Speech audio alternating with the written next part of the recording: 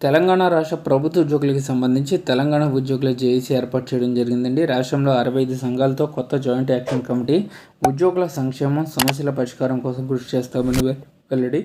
చైర్మన్గా వి లచ్చిరెడ్డి ఏకగ్రీవ ఎన్నిక. రాష్ట్రంలో కొత్తగా ఉద్యోగుల జాయింట్ యాక్షన్ కమిటీ ఏర్పడింది.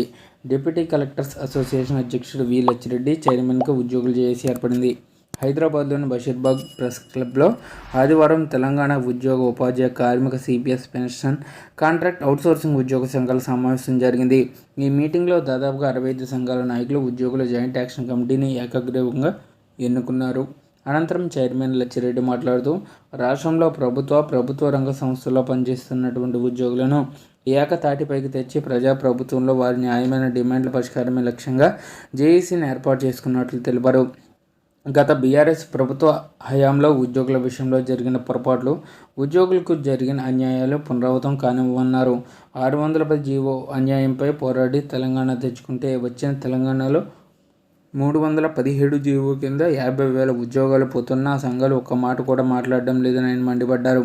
ఉద్యోగ, ఆర్టీసీ, కార్మిక సంఘాలు నిర్వీర్యం చేసినా, ఆర్టీసీ ఉద్యోగ నాయకులను ఇబ్బంది పెట్టినా ఆ సంఘాలు మాట్లాడలేదని విమర్శించారు.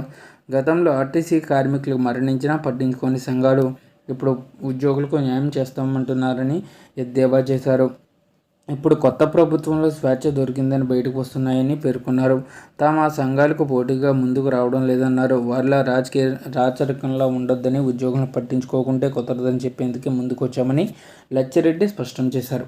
అయితే డిపార్ట్మెంట్ల వారీగా సమస్యల పరిష్కారానికి కృషి, ఉద్యోగుల హెల్త్, హౌసింగ్, వెల్ఫేర్ వంటి వివిధ అంశాలపై స్పెషల్ కమిటీలు వేస్తామని లచ్చిరెడ్డి తెలిపారు.